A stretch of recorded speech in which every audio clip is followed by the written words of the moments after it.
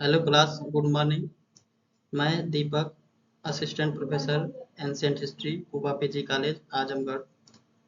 आज के क्लास में हम 1857 के स्वतंत्रता संघर्ष के संदर्भ में चर्चा करेंगे। 1857 की क्रांति की क्या सच्चाई है, उसके कारण और संबंधित गतिविधियों का गहन पड़ताल करेंगे। ये देख सकते हैं, 1857 का विद्रोह का मुख्य कारण आर्थिक, राजनीतिक कारण, प्रशासनिक, सामाजिक कारण और धार्मिक कारण तथा बाहरी घटनाओं का प्रभाव एवं तत्कालिक कारणों ने सम्मिलित रूप से भूमिका निभाई थी। 1857 की स्वतंत्रता संग्राम भारत का प्रथम स्वतंत्रता संग्राम था, जिसके पीछे अनेक कारणों ने मिलकर इस स्वतंत्रता संघर्ष को अंजाम दिया। उसके पीछे ये हमारे क्रांतिकारी वीरों का योगदान रहा, जिन्होंने भारत को स्वतंत्र कराने के लिए या 1857 की क्रांति में अपनी महती भूमिका का निर्वहन किया। ये हजरत महल जो लखनऊ का प्रतिनिधित्व कर रही थी, वही रानी झांसी, लक्ष्मीबाई झांसी से मंगल पांडे, कुंवर सिंह, तात्या टोपे इत्यादि वीर सपूतों ने स्वतंत्रता संघर्ष में अपने योगदान दिए। सर्वप्रथम हम आर्थिक कारणों पर चर्चा कर सकते हैं। अंग्रेजों के प्रभाव से भारतीय उद्योगों का विनाश हो रहा था। वहां के औद्योगिक क्रांति के कारण भारत में आयात शून्य कर दिया गया था, जिसके कारण वहां की फैक्ट्रियों में उत्पादित वस्तुएं यहाँ पर सस्ते रूप में बिक रही थी, जिसके कारण भारतीय हथकरघा उद्योग और संबंधित उद्योगों का नष्ट होना प्रारंभ हो गया था। दूसरे कारणों के अंतर्गत हम अकाल एवं बाढ़ की चर्चा कर सकते हैं, जिसमें अंग्रेजों ने भारतीयों को अकाल एवं बाढ़ के समय कोई भी सुविधा मुहैया नहीं किया, बल्कि उनसे भू राजस्व कर बढ़ा करके लेते रहे। तीसरे कारण में मुक्त व्यापार की नीति, जिसमें उन्होंने अपने से संबंधित यूरोपीय व्यापार को फ्री कर दिया था या अर्थात मुक्त कर दिया था और भारतीय पर भारी कर लगा दिया गया था। चौथा कारण कृषि का वाणिज्यीकरण। कृषि के वाणिज्यीकरण के कारण जनता को खाद्य पदार्थों की कमी हुई, जिससे जनता काफी आक्रोशित हो गई थी।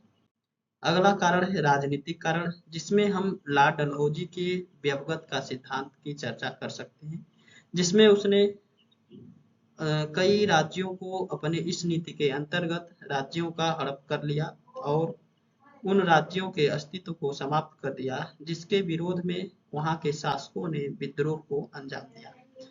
अगला देख सकते हैं सहायक संधि, जिसे लॉर्ड वेलेजरी ने स्थापित किया था। ये भी एक प्रमुख कारण था। अगला है प्रशासनिक कारण। पदों की नियुक्ति में भेदभाव। भारतीयों को निम्न पदों पर एवं अंग्रेजों को उच्च पदों पर नियुक्त किया जाता था। योग्यता का यहाँ कुछ भी महत्व नहीं था, बस भारतीय और ब्रिटिश के रूप में भेदभाव किया जा रहा था। उसी के साथ प्रशासन में भी व्याप्त उच्च भ्रष्टाचार भी सम्मिलित था। सामाजिक कारण। सामाजिक कारण के अंतर्गत हम चर्चा कर सकते हैं काले एवं गोरों के बीच भेदभाव, जिससे भारतीय जनता निराश हो गई थी।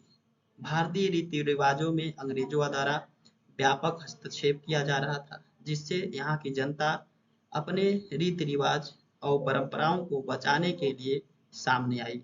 धार्मिक कारण के अंतर्गत ईसाई मिशनरियों का प्रभाव का उल्लेख किया जा सकता है। ईसाई मिशनरियों ने भारत में ईसाई धर्म को प्रचार प्रसार के लिए हिंदू धर्म से अपने धर्म में लेने का कार्य किया, जिससे यहाँ के लोग प्रभावित हुए और वो विद्रोह के लिए आगे आए। धार्मिक मामलों, भारतीयों और मुस्लिम अर्थात हिंदू और मुस्लिम लोगों के धर्मों में भी ईसाइयों ने हस्तक्षेप किया, जिससे लोग प्रभावित हुए। बाहरी घटनाओं के अंतर्गत हम तीन कारणों को देख सकते हैं। आंग्ल अफगान युद्ध जो 1832 से 1838 से 1842 के बीच, पंजाब युद्ध 1845 से 1849 के बीच, क्रीमिया युद्ध 1854 से 1856 में।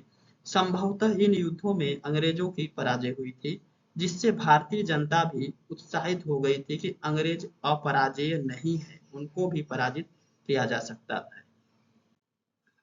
लास्ट है तात्कालिक कारण। तात्कालिक कारणों के अंतर्गत हम भारतीय और ब्रिटिश सैनिकों में भेदभाव, सैनिकों में असंतोष एवं चर्बी लगे कारतूसों का प्रयोग को कह सकते हैं। देखा जाए तो संपूर्ण क्रांति किसी न किसी कारणों से अपने चरमोत्कर्ष पर पहुंच गई थी और तात्कालिक कारणों ने उसे चिंगारी का काम किया और क्रांति भड़क उठी। चर्बी लगे कारतूसों के प्रयोग से भारतीयों को समस्या हुई, जिससे मंगल पांडे के नेतृत्व में सर्वप्रथम विद्रोह का आरंभ हुआ और विद्रोह 10 मई 1857 को शुरू हो गया। निष्कर्ष में हम यह देख सकते हैं कि इस प्रकार के उपयुक्त कारणों के सम्मिलित प्रभाव से यह क्रांति अपने चरमोत्कर्ष पर पहुंच गई तथा तात्कालिक कारणों के प्रभाव से इस क्रांति का आगाज हुआ। धन्यवाद।